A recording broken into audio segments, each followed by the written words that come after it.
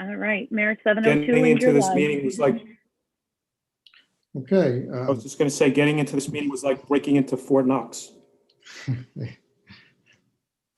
You passed the test. I had to remember, yeah, I had to remember a few old passwords I'd forgotten. Okay, this is the November 3rd, 2020 meeting of the City of Oneonta Common Council. It is hereby called to order. I will call the roll. Councilmember Murphy. Here. Councilmember Davies. Here. Councilmember Risberger. Here. Councilmember Lepardis-Shu. Here. Councilmember Carson. Here. Councilmember Harrington. Here. Councilmember Rafter. Here. Councilmember Drenick. Here. Okay, everybody's on board. Thank you very much. I will just, I'm not going to do a report tonight because we have a lot of other things to handle. I just want to, so I'll just make two quick announcements before we go forward. One is, we all know it's election day, and I doubt that anybody who is listening to this meeting has not voted. But if you haven't, you are excused from the rest of the meeting so you can get over to Foothills and vote. And a serious message is this is going to be an election like none we've ever seen before. And I am sure that everyone in Oneonta will, but let's make sure we just all pass the word that this will require patience and calmness, and we will all wait until every single person who has voted has had their vote counted, as long as that takes. And I sound silly to even say this, but I think we all will agree that when the votes are all fairly counted, that all of us, no matter what side we're on, will accept the outcome and go forward. On a positive note, just in the mail, when I got in the office today, there was this plaque waiting for me. And this is, it states, this is the New York Conference of Mayors Local Government Achievement Award presented to the City of Oneonta for its Survive Then Thrive program. You already know about this, but I'm going to give this plaque to Mark Drenick to hang in his office because nobody has worked longer and harder in this effort than he is. So Mark, next time I see you, this baby is yours to hang in your office. Oh, congratulations, Mark. Thank you very much. Appreciate that. Congratulations, Mark. Job well done. Okay. I am very pleased to have President Dennis Craig with us tonight. He has offered to join us to introduce himself, say a few words, and he has said that he would be willing to entertain questions after that. So I just want to say that in the, I don't know how long you've been here, Dennis, it probably feels like months to you, but in the week or two that you've been here, it has really been, I've had a really excellent experience in just working with President Craig. He is an excellent listener. He is a person who believes in bringing people together and collaborating and approaching the challenges ahead of us as a team. And we look forward to much success going forward at SUNY Oneonta. So with that, President Craig, it's all yours. Thank you very much, Gary. Some of you I've met, some of you I look forward to meeting. This is day 12 for me. So yeah, it does feel like a while longer. The days are long, but they're rewarding. We have a great staff and faculty at the college. I've had many conversations with many dedicated people. We all wish we could hit rewind and take what we've learned and do things differently. But my role is to really look forward and work forward with everyone here. So I've encountered a lot of that spirit of looking forward, and I really appreciate it. I wanted to start off by just thanking everyone involved in the efforts in bringing our students and community together. The Halloween event, the Scarecrow building, while all of those seem like relatively simple acts, they're very big, they're very symbolic, and I think they indicate the type of spirit that we all want and that we all strive for. So I think that there's a lot that I can really do as acting president. I'm really interested in building an infrastructure and putting things in motion that will last long after I'm gone, long after all of us are gone. I think that's the role that we all have, whether it be in higher ed or elected government positions or public service in general. So I take that very seriously. I have a 30-year history working in higher education. 15 of those years was at Purchase College. We didn't have quite the town atmosphere there, but that's something that I actually like, that I think is a tremendous strong point. College towns, college areas will always have their friction points. And I think this pandemic, I think has opened up the curtain of a lot of friction points that were, short-term or long-term, that just need permanent attention and permanent work. So I appreciate everyone's dedication with that. I've really set time aside for listening. I know Colleen is on this meeting too, and she's helped me, I think, get out all of my communications so we can get to know one another better, and so that I'm accessible, that you have my ear. I put out a list of 8 questions, and I think the things that work, that relate most to the city are really, I think, the PTSD that we've all been through, but also the realization that much of the hard work that we have to do is working with our college student populations that live in the city, and working with them to work on community-based behaviors, go against many of the impulses that are very common for that age group. And one thing that I'd really like to talk through tonight, I'll have the students and parents of Oneonta will have our ear at a town hall that the college is having with them on Thursday evening. And part of that, I think, the challenge we're working on is really the permanent work of defining what the roles are of the college, both colleges, the city, landlords, neighbors, parents, the students themselves, of course, and the city, and being able to articulate that and reinforce that together. So that was really, one of the things I wanted to take back out of this meeting. And any communications or anything that you'd like us to reflect to parents or students. Many of the students that I spoke to are very mature and conscientious and aware of the larger relationships, and a lot of, I think, the stereotyping that could exist that paints the student body at Oneonta with just one broad stroke. And I think the dialogue, the atmosphere right now is very open for a dialogue. So with that, I'm happy to answer questions and just open things up for conversation. Thank you, Dennis.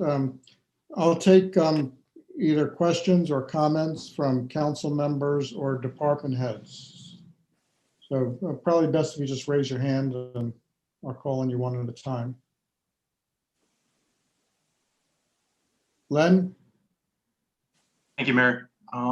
President Craig, thank you very much for Why don't coming. everybody introduce yourself? Len Carson, Councilman for the 5th Ward. Thank you, Mayor. But President Craig, thank you very much for coming before this government body. We appreciate the open dialogue from your desk. With Colleen aboard, I can see nothing but great things. So thank you very much for opening up the conversation and working with Gary as the leadership for our community. And I look forward to the students returning in 2021, and whatever I personally can do to help out you, Colleen, and any of your leadership staff, I just want to extend my invite. So thank you very much for coming tonight. Thank you, Lynn. We have And one thing we'll be talking about, we have a plan for spring that will become available on the 16th.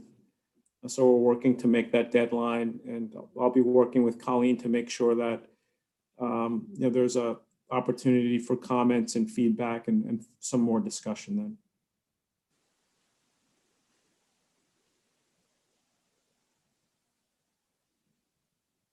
Anyone else?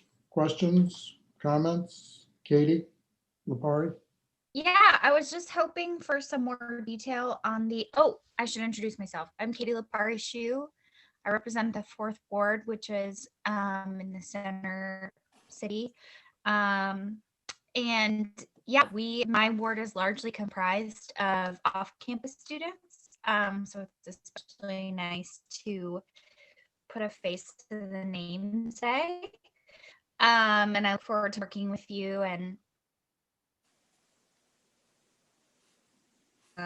going forward.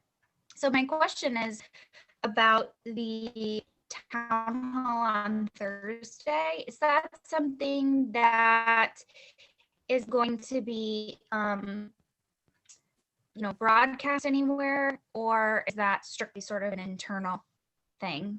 Because I'm obviously very interested in that conversation. Yes, so we're doing 2 town halls, one for faculty and staff and one for students and parents. One will be in the afternoon on Thursday, one will be in the evening. They'll be recorded. And Colleen, I'm sure we could find a way to change, to share them, make them available.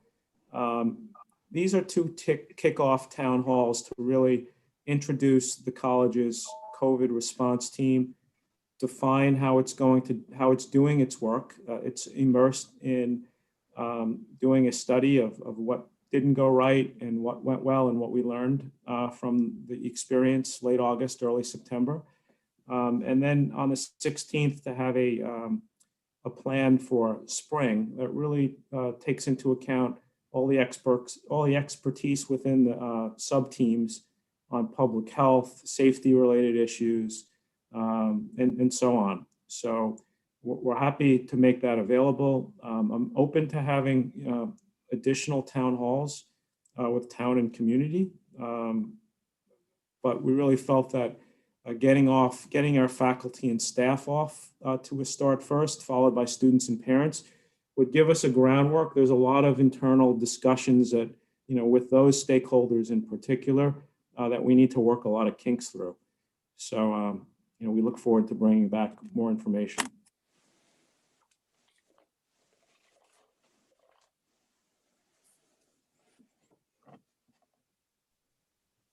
Anyone else? Questions? Comments? Okay. Well, it looks like you're going to get off easy tonight, Dennis. Okay. Well, you'll be happy to know I did vote. I tried 3 times. I tried twice on Saturday, and I waited in line for an hour and 45 minutes. It started raining, and I gave it another shot at around 5:30 or so. There was no line. I zoomed right in, and I met my civic duty. So, well, I just want to, we've already met and spoke, but I just want to, in this forum, again, welcome you, Dennis, to the Oneonta community. We're glad to have you here. And I just want to, again, assure you that the people of Oneonta, for the most part, view both of our colleges as among our greatest assets. And we do value SUNY Oneonta. And well, we've had a little bit of a setback over the last few months. And yes, there has been a little bit loss of trust.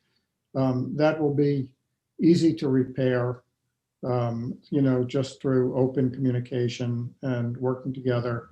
And I think you will find that this is not a community where there is a lot of friction. There is the normal amount of friction that takes place when you have thousands of young people living with old people like me. But this is a community that values our colleges, and I think that you'll find that. That's what I've experienced so far. And, you know, I look around me and I see a community and values that are definitely worth preserving and working together to preserve. So thank you. Dave Risberger, I think, has his hand up. Yeah, sorry, I probably should have raised my hand earlier. I am Dave Risberger. I represent the 3rd Ward. So just like Katie Lapari-Shu's ward, my ward is at least 50% students that live here. I just want to welcome you. I'm glad we had your input tonight. And what I would love to be able to see is if we could have your presence at our council meetings. I know that you're very busy. If there's some way we can have you at our meetings once or maybe once every month or two, whatever your schedule allows, I think that would be very helpful. And I'm sure my colleagues would agree. I can completely agree to that. I would love to be a part of that on a regular basis. Once a month works for me really well. And I did forget to mention, I'm assimilating and reviewing a lot of feedback that I've gotten from our faculty, staff, students, and parents. And there is a lot of concern on their end too about having a good relationship within the larger community, within the city, within the town, and being good neighbors. I should have shared that earlier. So, and that I think really puts it on my shoulders to participate and to be involved. I'm happy to come to your meetings once a month. If anyone ever wants to get in touch with me, you can write me directly at Oneonta, dennis.craig@oneonta.edu. If it's feedback, if you have an idea. Mark and I have already exchanged some emails and ideas back and forth, and I'd love to hear from you.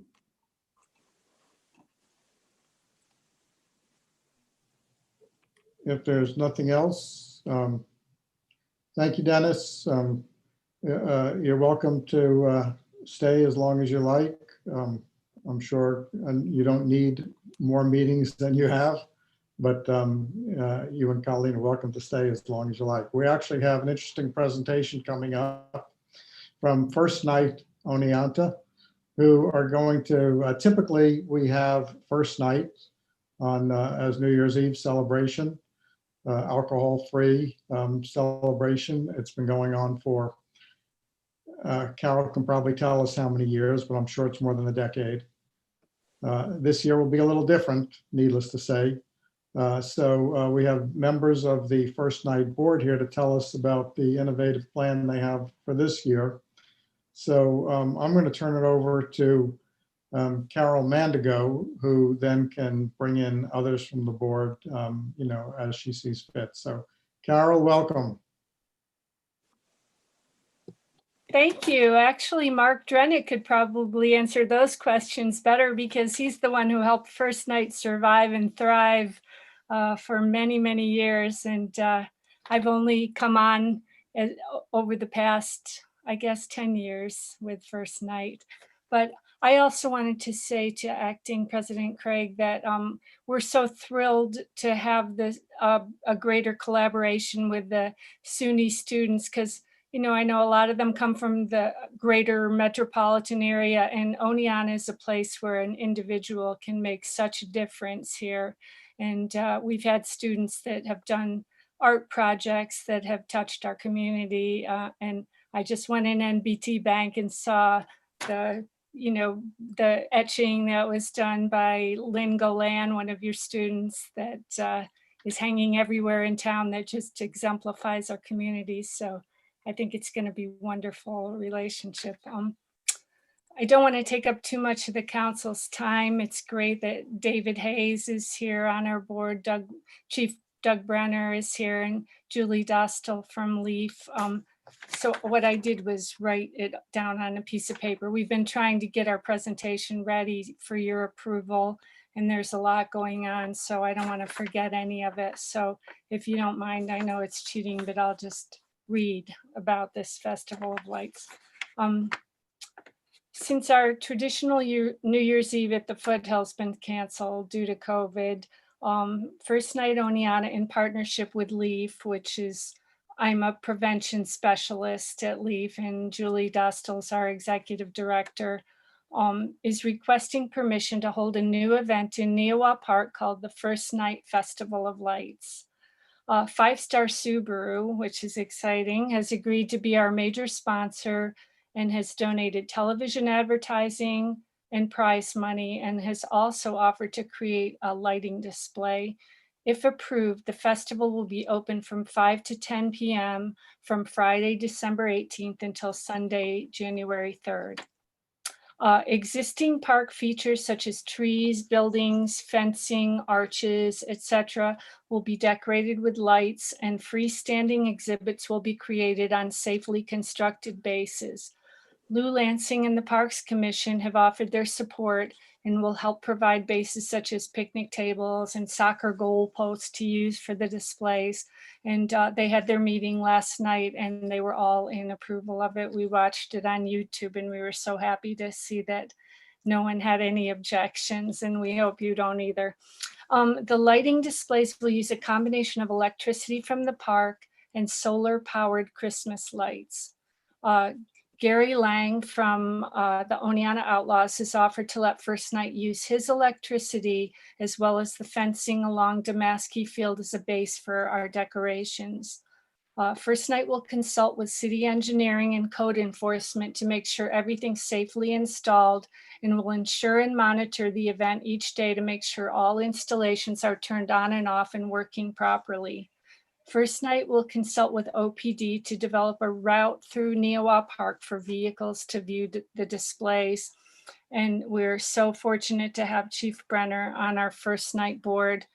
He's helping us with this, with the route, and he's also helping us structure the event with our insurance company to make sure that we're covered and they understand what we're trying to do. We're discouraging all pedestrian traffic. We're trying to, because it's at night from 5 to 10, it'll be dark, it'll be cold. We're hoping that everyone stays in their vehicles and just drives through. First Night is planning to dedicate the Festival of Lights to John Hayen and the wonderful Christmas light displays that he created at his home in Oneana.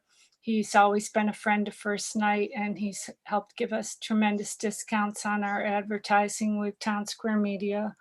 His daughter, Jaren, will be coming to our board meetings to help decide how to best honor his memory in lights. And we're asking local churches, businesses, organizations, and individuals to create displays. And Mark Drenick has set up a registration page on our website to help us register people who are interested. And I'm going to send this all to you guys at the end, so you don't have to remember any of it. The local arts community will be encouraged to participate, and we're hoping some of our local artists will do something really fun with this. First Night may host 1 or 2 special evenings in which the displays will be augmented with our giant puppets and maybe Cosmic Karma Fire or other entertainment that can be only viewed from vehicles. This is kind of dependent on getting some sponsorships because our budget, because of COVID, is not, in the best of shape, but we have enough money, we hope, to do this. $2,000 in prize money will be donated by Five Star Subaru and Kleinman Performance Partners for the top 3 displays. The prizes will be a combination of cash and a donation to a local charity of the winner's choice. So we're going to do a first place of $500 cash plus $500 to a charity of that winner's choice. Second place, $300 cash and a donation of $300 for a total of $600. And third place will be $200 cash and $200 donation for a total of $400. We're hoping that this will incentivize people to create displays, but also be in the holiday spirit of, giving to a local charity. First Night's own display that we're creating is going to be in honor of our board member, Paul Robinson. And my thought is it should be themed Paul Robinson Semper Fi, because in honor of his service to the Marines, first night, and our entire community. I love Paul Robinson, so I can't think about him right now. Displays created by First Night, of course, will not be eligible for prizes. The hope of the First Night board is that the displays will be meaningful, beautiful, and highlight the best our community has to offer. If approved by the council, we will begin sending out information and requests for participation this week. And people can find out more information and register for a space at the website hosted by Sweet Home Productions, firstnightoniana.com. So any questions or input that anyone would have?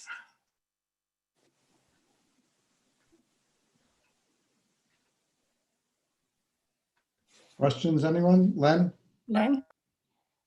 Carol and everyone else, Dave and Julie. Thank you very much for dedicating this year to John Ann. He's a pretty neat guy. And I think a lot of us are going to miss his house and the Christmas displays. I can remember taking our kids and our great niece. And so that's wonderful that you're going to remember John. And then Paul Robinson, right? Semper Fi. Very nice dedication.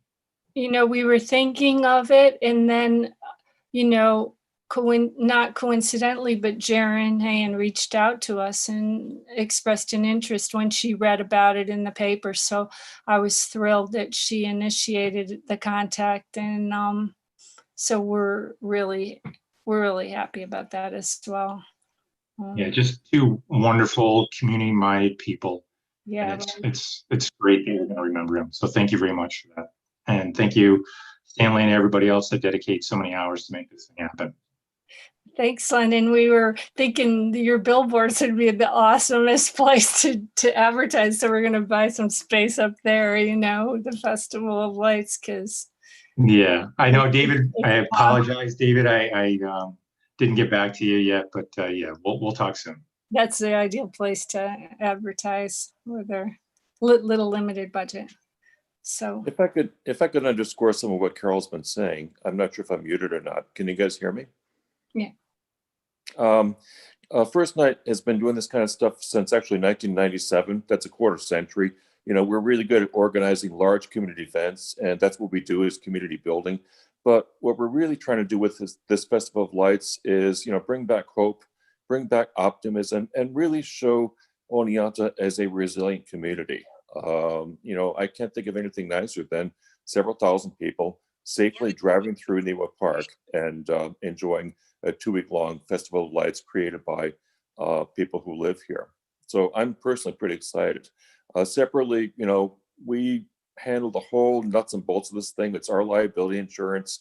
It's our board that does all the work as far as coordination. We have Chief Brenner giving us advice. Carol Mandigo does all the work. So my view is that this will be a strong event. What we're asking the council to do is give us your endorsement, and eventually we'll be asking you for some small in-kind services as you have done in the past.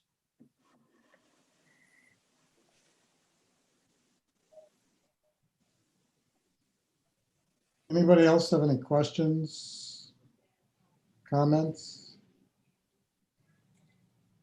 Stan, is that your hand up?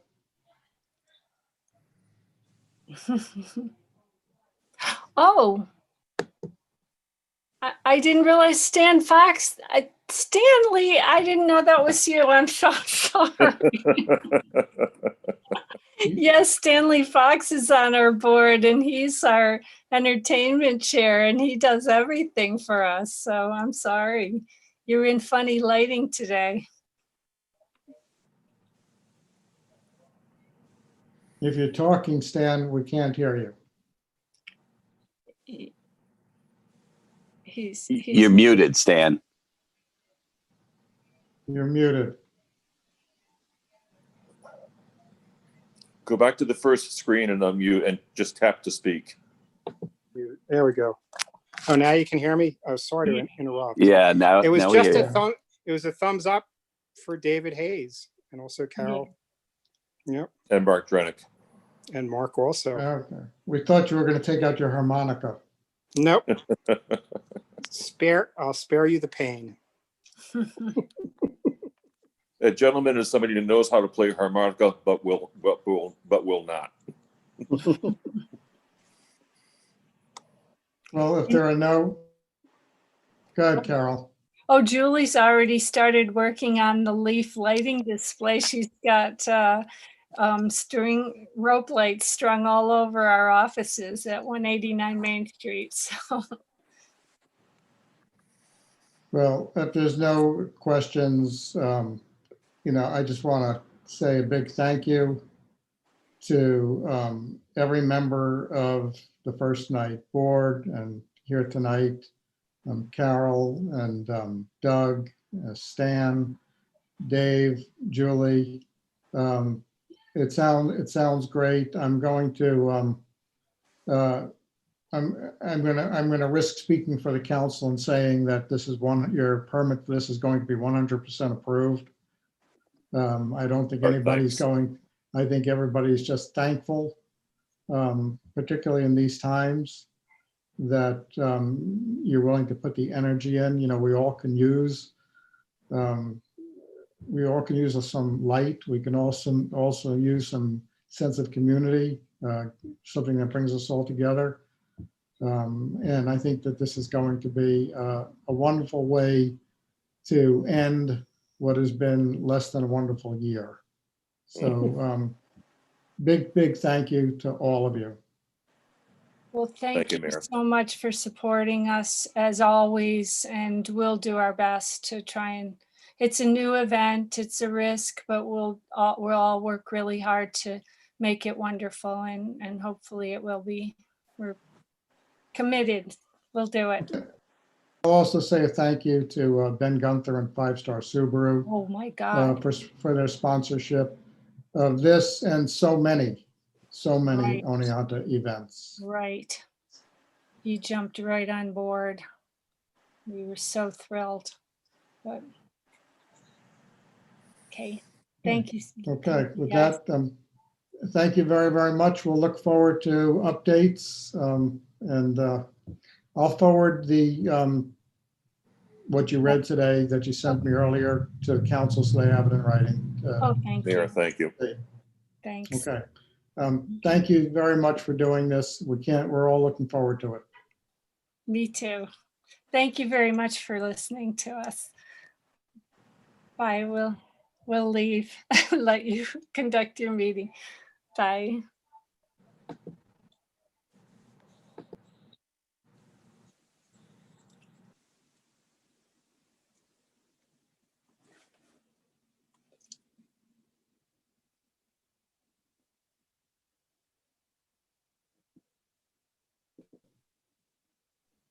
Before we dive right into the agenda, I just want to take a minute to remember Paul Robinson. Besides being someone who donated his time to the city of Oneonta, he was a council member for 8 years. He was a member of the Airport Commission. He was a member of the Zoning Board of Appeals. He supported so many of our community organizations. He was a fighter for social justice for all people. He was dedicated to making Oneonta the best place it could be for everyone who lived here. So we will miss Paul, and he was among the best of the best that we have here in the city of Oneonta.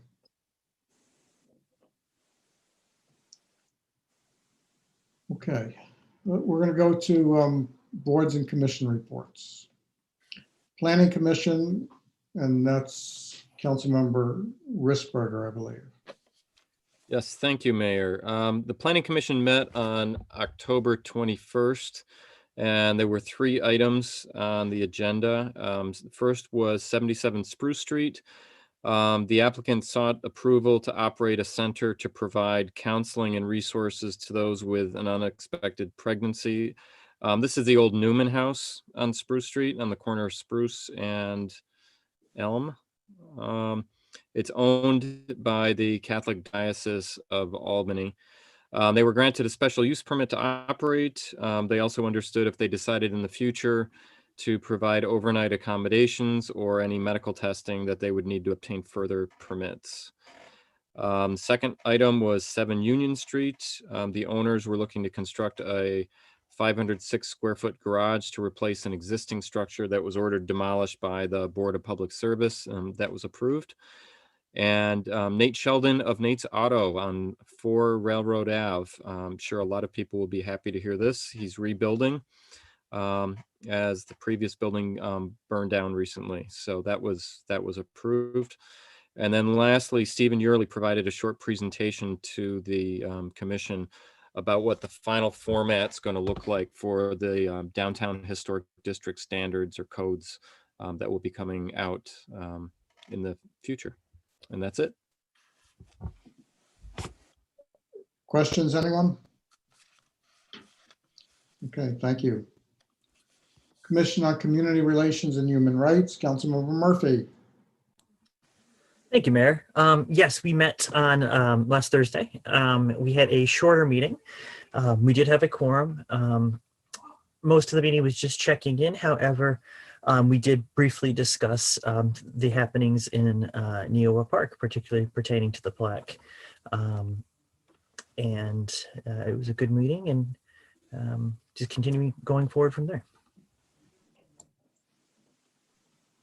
Questions? Okay, thank you very much.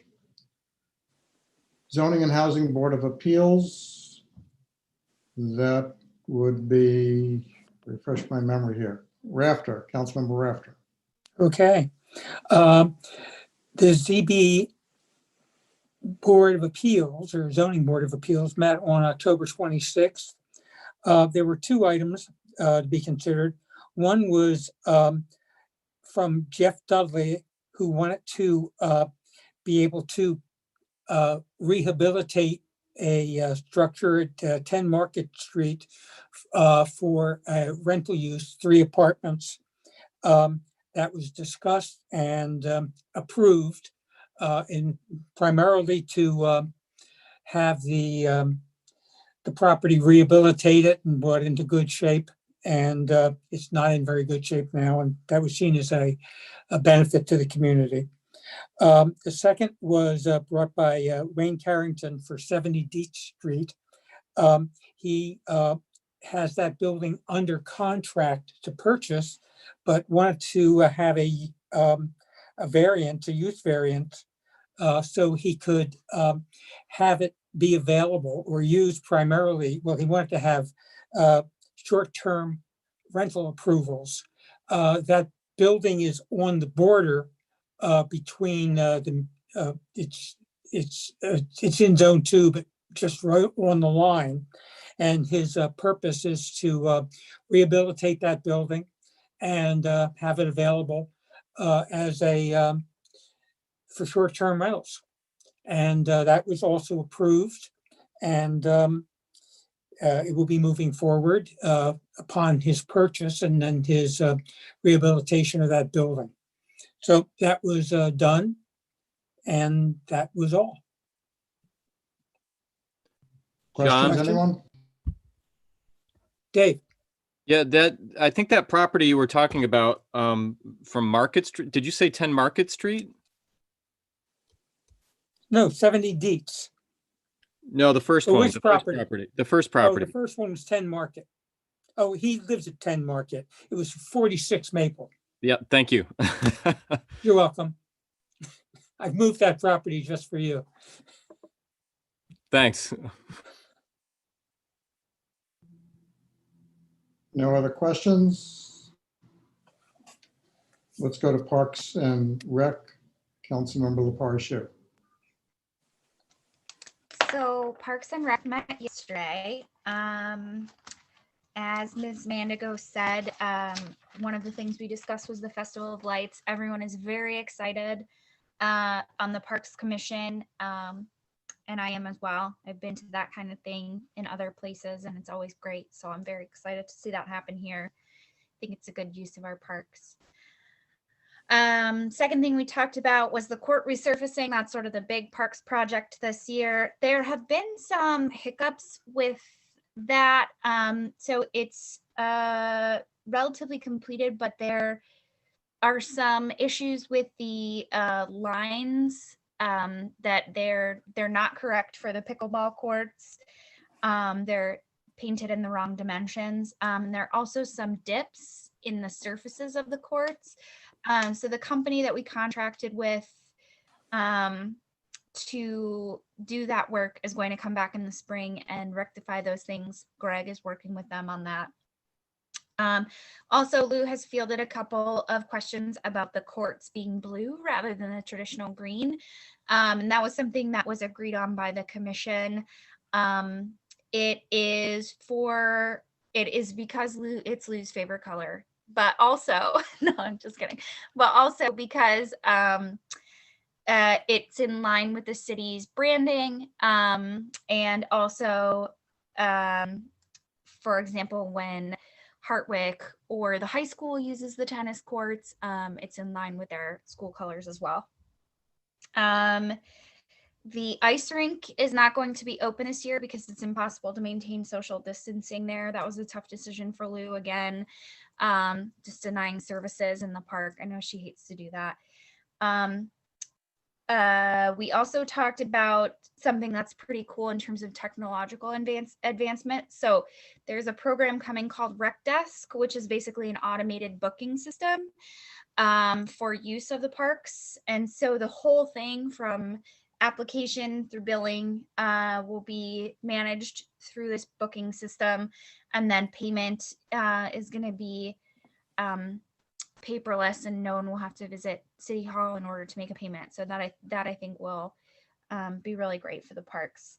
And then the fifth and final thing that we talked about is that the Parks Commission is going to need new members coming up in January. And so if anyone has any interest, if they could let a member of the current commission know, you can let me know at my city email, kaylaparishu@oneonta.ny.us, and then we can make those recommendations to the mayor. We're going to be needing at least 2 members.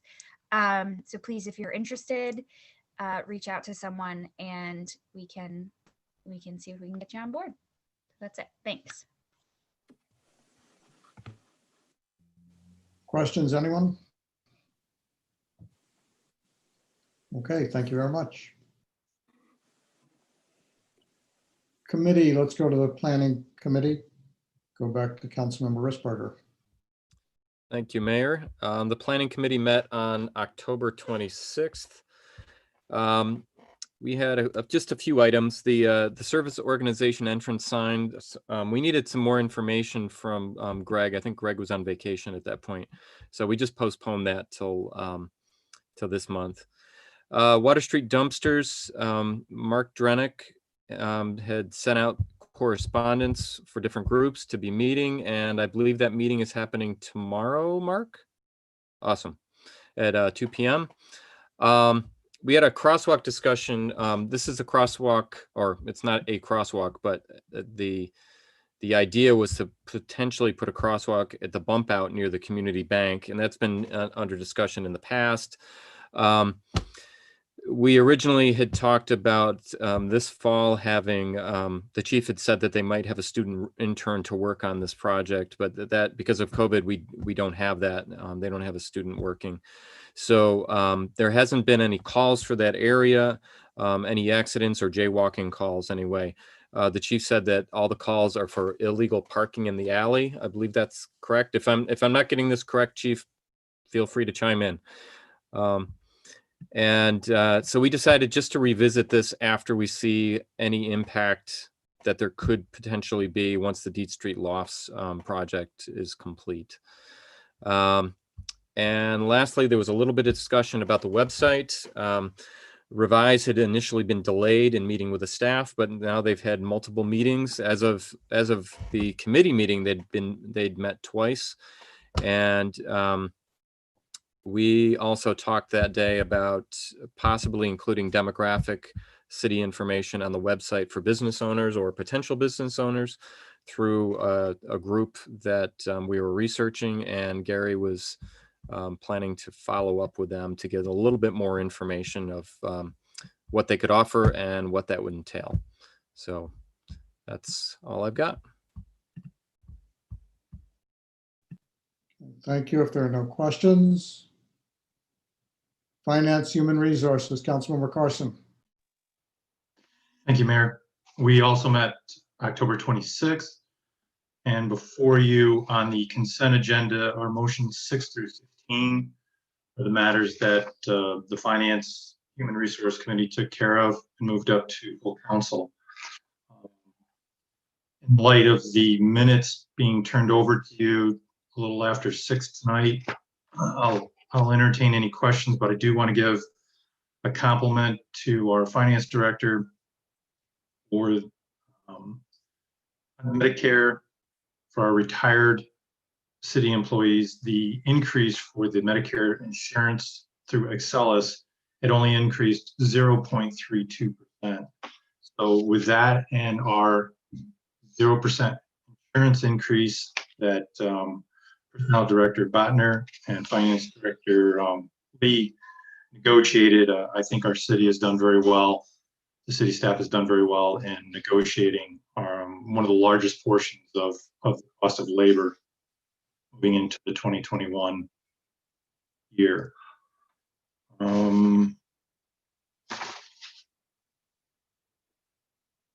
I guess with that said, is there any questions?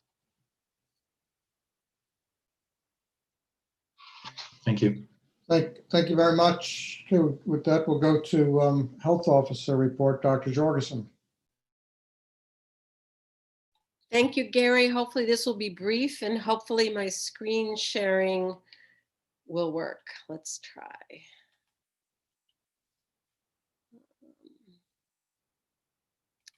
We'll go to the desktop.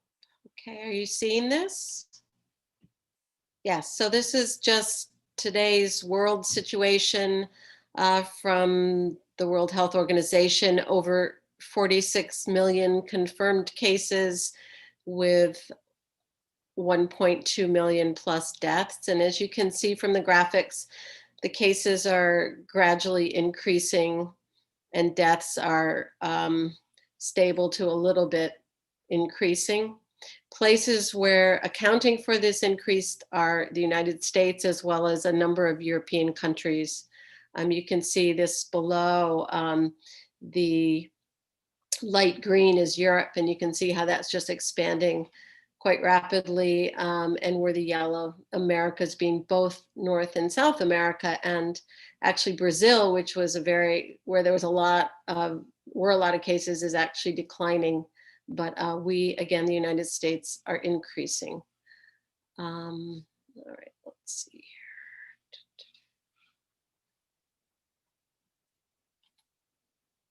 Going next, specifically to the United States, we are now at 9 million plus total cases. And you can see from the graph here that the number of cases is rising exponentially. We had many days this past week where we were over 90,000 new cases a day.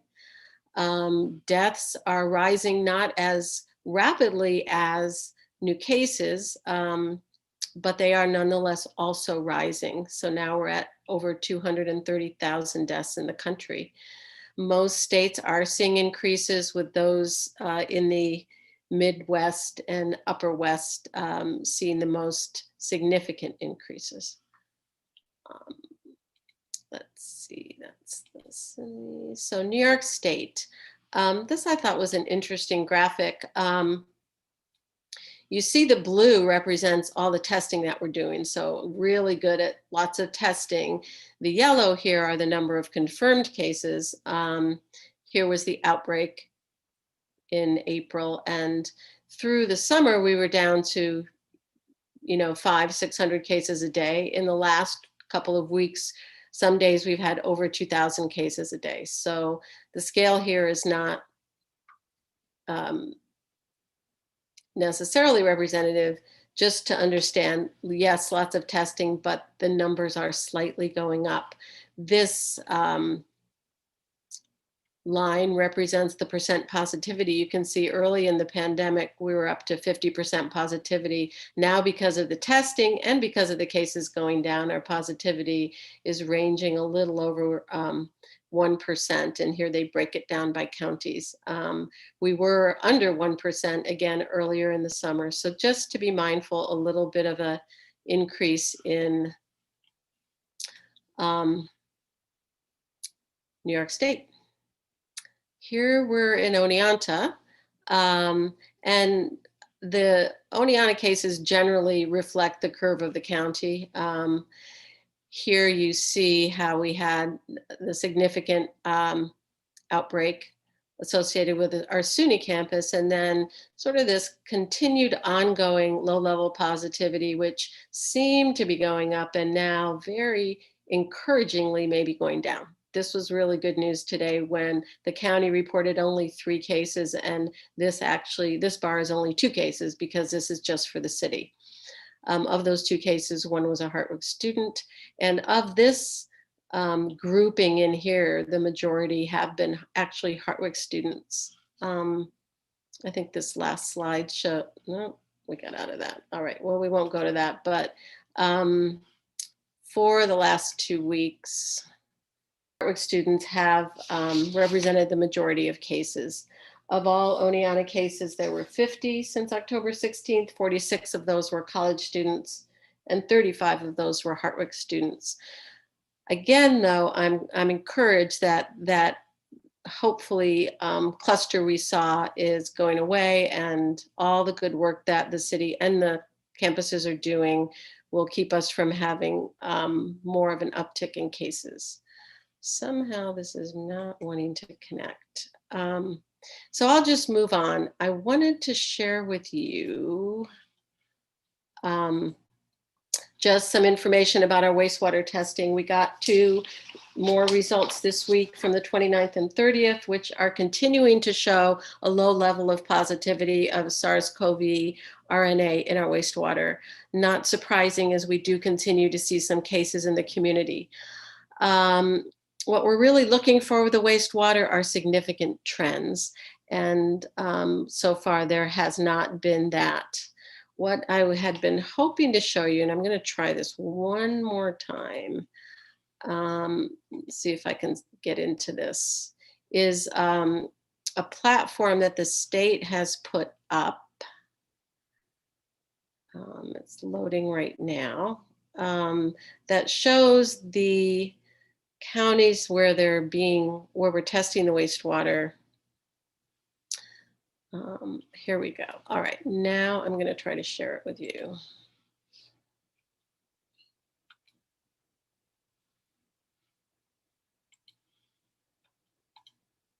All right. Okay, now you've seen it?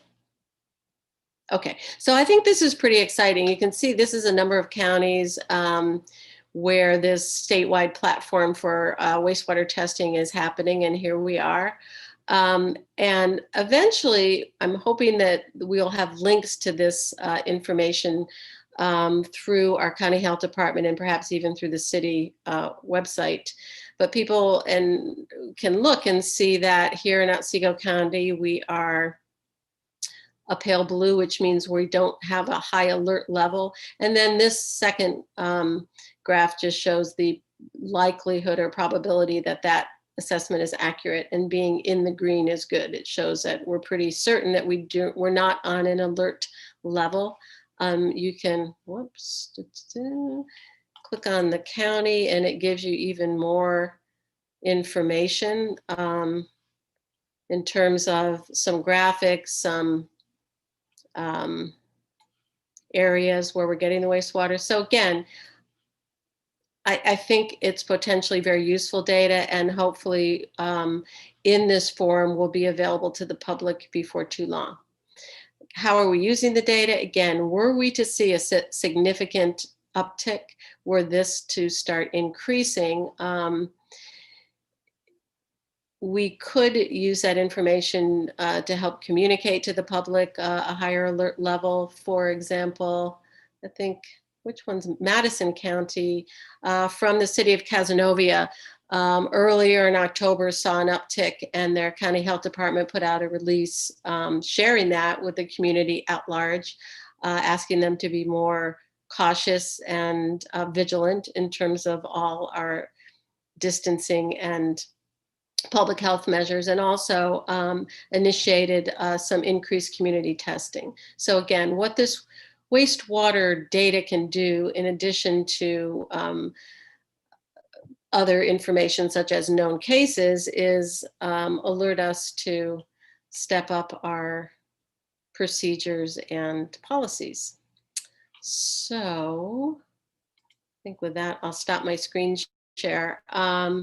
Other new news, did you want, Scott, were you going to report on the task force? Did you want me to say anything else about that? Oh, no, you're good. This,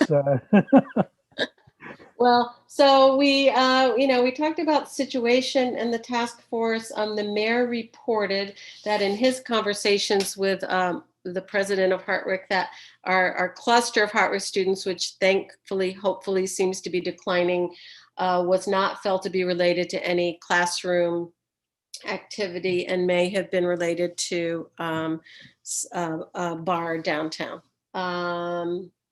The fire chiefs and police chief reported that their protective equipment was adequate. There does not seem to have been needed strong police enforcement of any house parties that we know of. And David reported that the buses will begin service to SUNY within the next week or two. Scott, can you think of anything else from the task force? no, I think that pretty much covers everything we discussed. Does anyone have any questions for me? David? Yeah, I know that the governor changed the quarantine orders regarding travel outside of the state and back into the state, and was requiring negative tests when coming into the state, and then asking for another test 3 days after arrival in the state. And that raised the question in my mind as to where is it best to get testing in the Oneonta community, and what's the availability of it for an average citizen who's looking to find that. So that is a really good question. The first thing to clarify, because I think it wasn't entirely clear that this is an option. Although there's a lot of musts in the language, if one chooses to opt out of the 14-day quarantine, then they must have a test 3 days before leaving, and then 4 days after arriving. But that someone could certainly elect to still continue with the 14-day quarantine without testing. But yes, in terms of testing once here, that has been problematic. If people have a provider, an established provider, then they may be able to obtain testing through the Fox Bassett system, because there are still test sites available in the city there. Now is doing between 150 and 200 tests a day. And that represents both rapid testing and the standard PCR tests. Now, it wasn't clear to me from the summary of the advisory that the governor put out whether rapid tests would be accepted, but I'm presuming they are. I wonder, Gary, at the control room, did they specify whether rapid tests were acceptable? No, as of yesterday, it was not known. So there'll probably be an answer to that tomorrow. But anyway, David, to answer your question, I think WellNow has proven to be a good resource for the community in terms of testing. So that's where I would direct people to. You do need an appointment, and sometimes the waits are fairly significant. I was not able to talk to the health department directly today, but that was going to be one of my questions the next time we connect, hopefully before the end of the week, because I'm not sure if they anticipating an increased need because of the travel advisory. They may have some other suggestions as well. Thank you. I'd had a couple of people asking me that question, so, and I didn't have the answer, so I appreciate it. Okay. Len? Diane, with regards to Hartwood College and the recent cases, was there any transmission to any campus staff? And if so, how many were affected? Excuse me, I'm sorry that I do not know the answer to that. I think Gary's been talking to Margaret more regularly. Do you know? There's none that I'm aware of.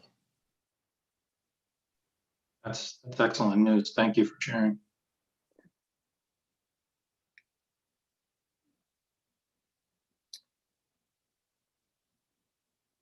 Okay, thank you. Thanks. Thank you very much, Diane. Okay, with that, we will go on with the consent agenda. I will remove items 13 and 17 from the consent agenda. I apologize that these were added last minute. They were added because of number 13. There was urgency to getting it done this week in preparation for a audit that would be taking place on our community development program. And I'm sorry, that was 17.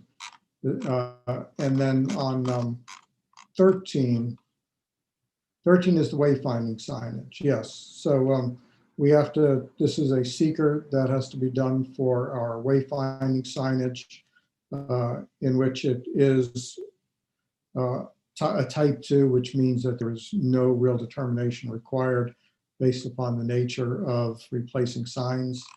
And 17 17 is the ordinance, which I thought I would remove as well. And that's it. The other one was the fair housing program, which has already been removed. That was added last minute. That is a requirement of the community development block grant program. And we will be getting an audit coming up soon. So there was an urgency to getting this passed as quickly as possible by the council if they're willing to approve it. So I will remove 13 and 17. Okay, we're Mayor? with, yes. Yes, go ahead, Len.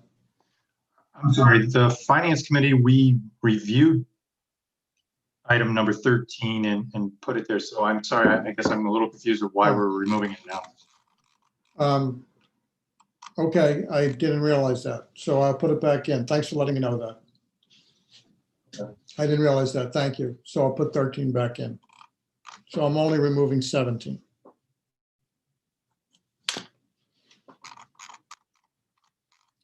Okay. Number 1 is motion that the council approves the minutes of the regular meeting, which was held on October 20th, 2020. 2, motion that the council approves the minutes of the special meeting. This was regarding the city manager position, which was held on October 19th, 2020. 3, motion that the council approves the minutes of the special meeting, which was on the subject of the 2021 budget, which was held on October 28th, 2020. And 4, motion that the council approves the minutes of the special meeting, again on the subject of the city manager position, which was held on October 29th, 2020. 5 is motion that the council approves the warrants, which total $584,070.01, and that the same be placed on the Director of Finance's desk for payment as presented. 6, motion that the council approves the budget transfers, which total $21,000 as presented per the attached reports. 7, motion that the council appoints Cassandra Kuzo to the position of civilian dispatcher. This will be at a base annual salary of $30,992, which is a CSEA grade 6. This would take effect on a date to be determined after November 3rd, 2020, and would be subject to the satisfaction of all applicable civil service requirements. 8, motion that the council appoints Reese Manchester to the position of administrative assistant at a base annual salary of $30,383. This would be a CSEA grade 5 position. This would be effective on a date to be determined after November 3rd, 2020, and again, subject to the satisfaction of all applicable civil service requirements. 9, motion that the council appoints Corey Fisher to the position of maintenance worker at a base annual salary of $29,773. This is a CSEA grade 4 position on a date to be determined after November 3rd, 2020, and again, subject to the satisfaction of all applicable civil service requirements. 10, motion that the council authorizes the finance director to sign the 2021 renewal with Excelis for the provision of a Medicare Advantage plan. This would be for all Medicare eligible retirees as presented. 11, motion that the council awards benefits to employee 024223 pursuant to the General Municipal Law 207A. This is for a work-related injury that occurred on June 14th, 2020. 12, motion that the council authorizes a waiver of provisions of the city's purchasing policies and procedures manual associated with professional services, as the proposed consultant has completed prior phases of this project and has extensive knowledge of the project, and further authorizes the mayor to enter into a contract with Delaware Engineering, subject to review by the city attorney, for creation of demolition specifications, bid documents, and required documentation for the State Historic Preservation Office in connection with the demolition of the 27 Market Street building. This would be funded by the Restore New York grant, and the costs would not exceed $44,000. 13,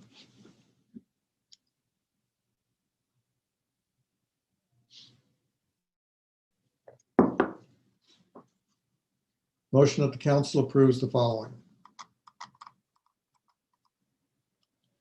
Whereas the city of Oneonta received a downtown revitalization initiative grant for downtown wayfinding signage that is administered by the New York State Department of State, and whereas the downtown wayfinding signage requires a seeker determination as part of the environmental review process, and whereas pursuant to section 617.5 C2, replacement, rehabilitation, or reconstruction of a structure or facility in kind on the same site, including upgrading buildings to meet building energy or fire codes, unless such action meets or exceeds any of the thresholds in section 617.4 of this part C21.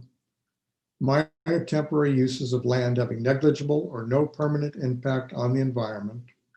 And C22, installation of traffic control devices on existing streets, roads, and highways is designated as a type 2 action, not requiring further seeker determination. Now therefore be it resolved that the city of Oneonta hereby determines that the downtown wayfinding signage project is a type 2 action as defined by New York State statutes, section 617.5 C1 and C2. And be it further resolved that the city of Oneonta is not required to conduct any further environmental review as a result of this type 2 determination. And be it further resolved that this resolution shall take effect immediately. 14, motion that the council authorizes the mayor to execute the grant agreement with the New York State Department of State for a $72,250 grant for the city and town of Oneonta local waterfront revitalization program.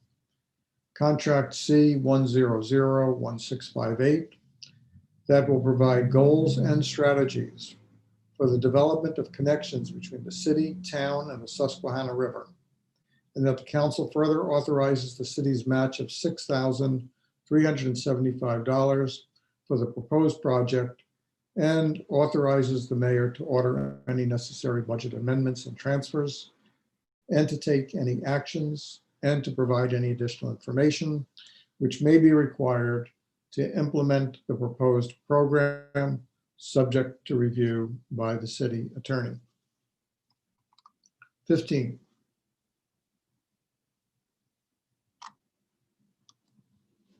motion that the council authorizes the mayor to extend the current agreement with Pyramid Business Systems Incorporated for professional services for information technology and computer systems management services for 2021 at a cost of $59,400 for the year. The competition requirements for professional services per the city's purchasing policy are hereby waived. 16, motion that the council, in accordance with the current contract, authorizes the mayor to extend the existing contract with BST & Company for auditing services for the fiscal year ending in 2021 at a cost of $37,750. Okay, I will end there. So do I have any requests to remove any of those items from the consent agenda? Okay, I see none, so I will entertain a motion to approve the consent agenda. Councilmember Carson moves it. Councilmember Risberger seconds. I'll call the vote. Councilmember Murphy. Aye. Councilmember Davies. Aye. Councilmember Risberger. Aye. Councilmember Lepari Shu. Aye. Councilmember Carson. Aye. Councilmember Harrington. Yes. Councilmember Rafter.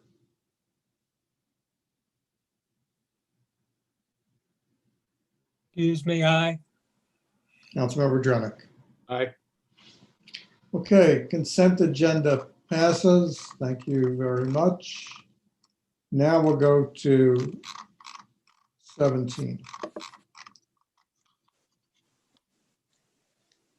Motion 17, this is a motion that the council adopts the ordinance to add chapter 122 to the City of Oneonta Municipal Code. It will be entitled Masks and Face Coverings, which would require the wearing of masks at all times in all public spaces in the city's MU1 zone, and when social distancing is not maintained in all public spaces within the city. In addition, masks would be required by all customers at retail and service businesses and organizations. This ordinance was laid electronically on October 26, 2020. Do I have a motion to approve? Councilmember Davies, second by Councilmember Drennick. Discussion.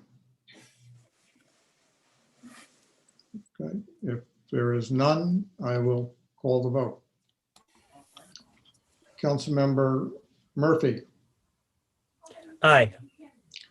Councilmember Davies, Aye.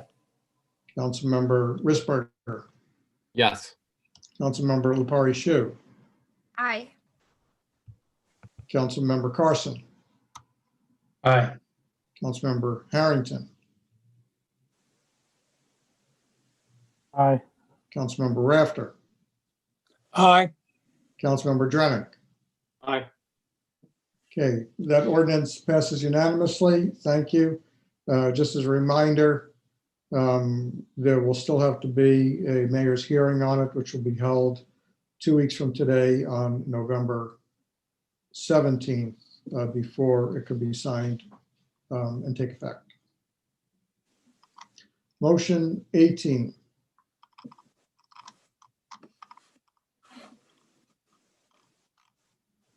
Motion that the council approves the following resolution. Whereas the city of Oneonta is committed to furthering fair housing in the community and to meeting its responsibilities as a recipient of the Federal Community Development Block Grant. And whereas the city will make a good faith effort to ensure that residents are aware of fair housing provisions under both federal and state laws, and of the processes and assistance available to obtain a compliance with existing statutes. Now, therefore, be it resolved that the city of Oneonta hereby designates the Community Development Director as the Fair Housing Officer. And be it further resolved that the city of Oneonta will review projects and activities to ensure that they serve low and very low income minority residents as well as non-minorities. And be it further resolved that the city of Oneonta will develop a public information network to ensure that all segments of the community are aware of fair housing requirements. And be it further resolved that the city of Oneonta will develop a fair housing assistance program to make housing opportunities known to minorities, to monitor compliance, and to refer discrimination complaints to the proper authorities. And be it further resolved that the city of Oneonta will use the Equal Housing Opportunity slogan and logo on all recipient letterheads. And be it resolved that this resolution shall take effect immediately. Do I have a motion to approve? Councilmember Risberger, second by Councilmember Davies. Discussion. Councilmember Carson. Thank you, Mayor. Could you just give a little background to this resolution? I guess I'm just a little at a loss. I figured by now we must have had something like this. I'll let Judy Pangman take over. Okay, thank you. Yes, we do have a fair housing plan in place, but it was put in place in the 80s, and we haven't really addressed it and updated it. And the Community Development Block Grant Program has updated their requirements, and it's much more robust. So this is the first step in our meeting their newer requirements, and we'll be continuing to address the fair housing issue, and by coming up with a plan and really working on it to make it part of our other housing development and concepts that we're working on as well. But this is the first step in updating a very old plan that we've been using.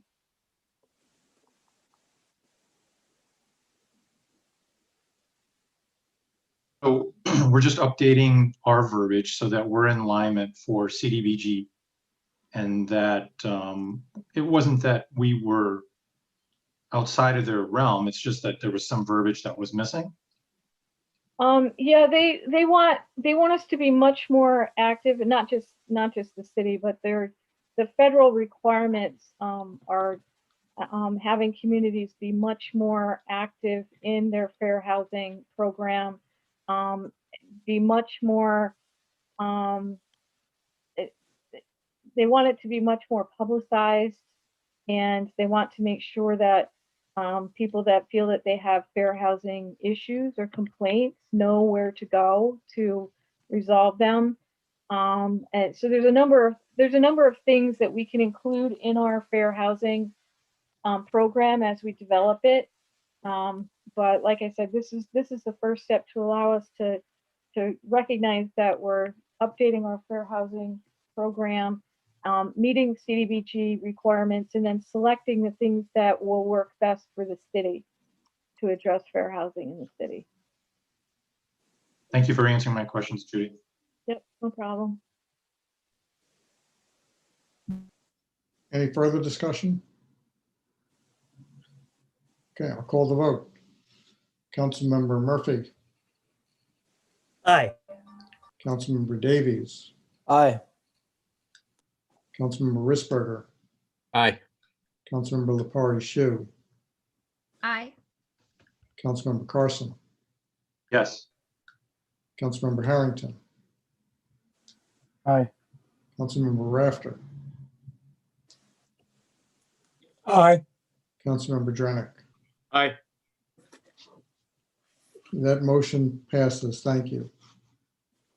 That concludes our agenda. Additional business from anyone? Councilmember Davies?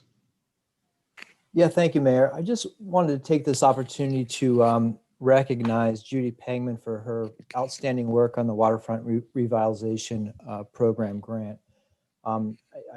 I think that just needs to be noted, that she's certainly worked hard and has put in for this grant, and I'm just really pleased that we were able to receive this, and it's all due to the hard work of Judy. So thank you, Judy.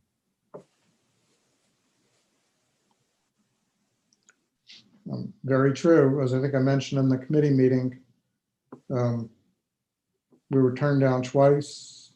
Judy said she's not quitting, she's going back. She believed in this program, and she did, and she got it.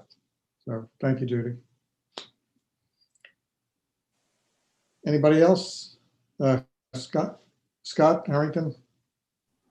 Yeah, I just want to put out there that everybody I think knows that Jerry Jeff Walker died, who his parents used to live next door to me here on River Street.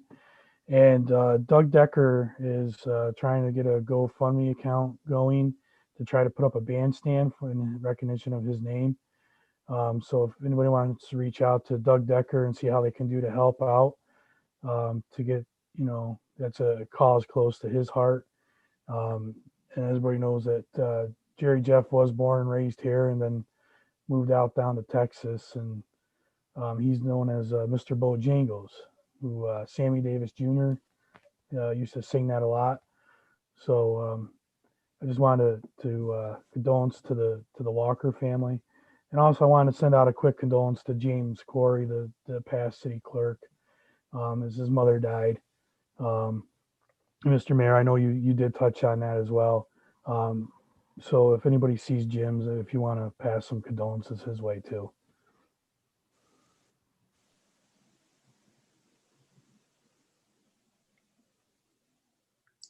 Thank you, Scott. Anything else? All right, correspondence. I'm not aware of any. Carrie, is there anything that I'm not aware of? No correspondence. Okay. Any further discussion? I'm not aware of any executive session.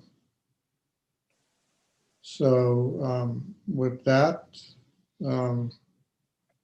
we are adjourned and can all go home and watch the election results. Home? Aren't we home? Thank you, everybody.